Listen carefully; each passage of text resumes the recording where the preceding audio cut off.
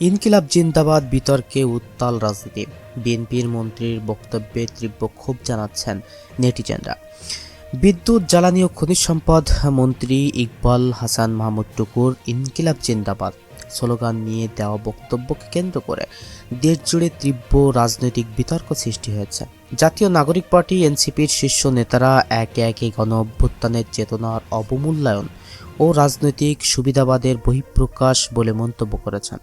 শনিবার 21শে ফেব্রুয়ারি সকালে এক অনুষ্ঠানে প্রধান অতিথির বক্তব্যে বিদ্যুৎ, জ্বালানি ও খনিজ সম্পদ মন্ত্রী ইকবাল হাসান মাহমুদ টুকু বলেন, বাংলাকে যদি ধারণ করতে হয়, বাংলা ভাষাকে যদি মায়ের ভাষা বলতে হয়, তাহলে ইনকিলাব জিন্দাবাদ চলবে না।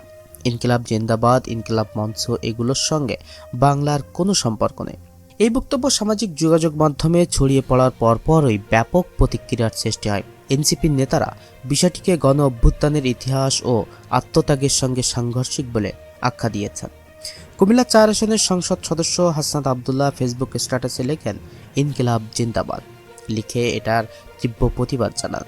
এনসিপির মুখপাত্র আসিফ মাহমুদ সজীব ভূঁইয়া প্রশ্ন তুলে বলেন, ইনকিলাব জিন্দাবাদ শুনলে ব্লিডিং হয়, বাংলাদেশ জিন্দাবাদ শুনলে ব্লিডিং হয় না মাননীয় মন্ত্রী?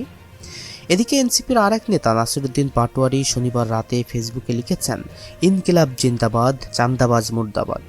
এই বক্তব্যের মাধ্যমে তিনি বিএনপির রাজনৈতিক অনিয়ম এবং চাঁদাবাজির বিরুদ্ধে ইঙ্গিতপূর্ণ প্রতিবাদ জানিয়েছেন।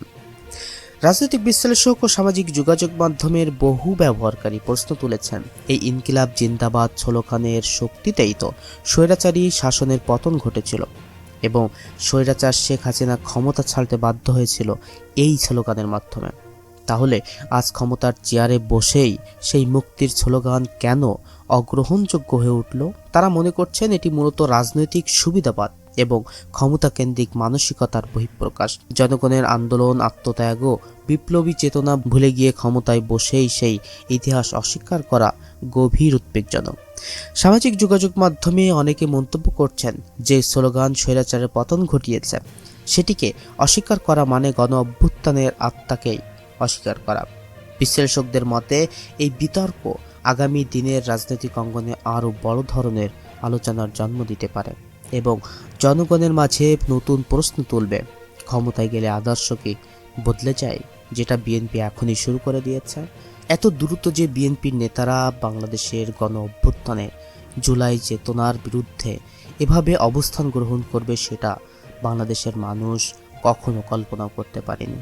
এটাকে নিছক বিশ্বাসঘাতকতাই বলা যায়।